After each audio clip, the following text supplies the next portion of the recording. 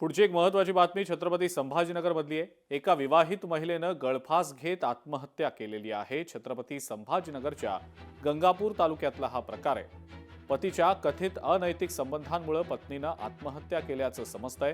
पतीच्या विरोधात आत्महत्येला प्रवृत्त केल्याचा गुन्हा दाखल करण्यात आलाय। रांजणगाव शेणपुंजी इथं विवाहितेच्या आत्महत्येचा हा धक्कादायक प्रकार घडलेला आहे। पतीच्या कथित अनैतिक संबंधांमुळे आणि सततच्या मानसिक छळाला कंटाळून 1 वर्षापूर्वी विवाह झालेल्या काजल जाधव या महिलेनं गळफास घेत आत्महत्या केल्याचा आरोप कुटुंबियांनी केलाय। मिळालेल्या माहितीनुसार काजल हिचा विवाह 25 मार्च 2025 ला अमोल लघाणे याच्याशी झालेला होता।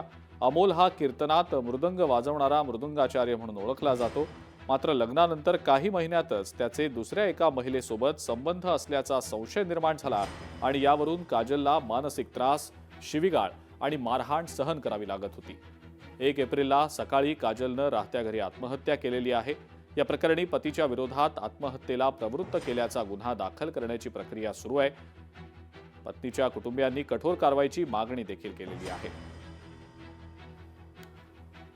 घरी आली त्यावेळेस तिने आम्हाला सांगितलं की बाबा अमोल याचं कोणाच्या तरी सोबत अनैतिक संबंध चालू आहे आणि तो मला वेळ देत नाही आहे। माझ्या पुतणीने या त्रासाला कंटाळून आत्महत्या करण्यास अमोल याने भाग पाडलं आणि तिने शेवटी काल तिच्या राहत्या घरी सकाळी 7:20 गळफास घेऊन आत्महत्या केली।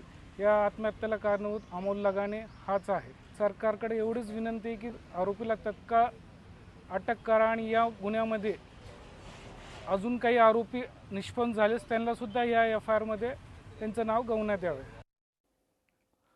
यानंतरची बातमी नाशिकमधली आहे। नाशिकमध्ये आता आणखी एक सेक्स स्कॅन्डलची जोरदार चर्चा आहे। एका व्यावसायिकाला मैत्रिणीचे व्हिडिओ व्हायरल करण्याची धमकी देत 12 लाखांच्या खंडणीची मागणी करण्यात आली।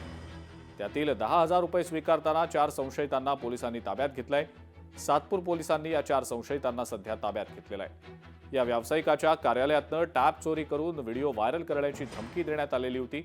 या व्यावसायिकाच्या टॅबमध्ये 200 व्हिडिओ असल्याचा संशय आहे आणि पोलीस या सगळ्या प्रकरणाचा तपास करतायत। तक्रार करणाऱ्या व्यावसायिकावर सुद्धा पोलिसांचा संशय असल्याची माहिती मिळते।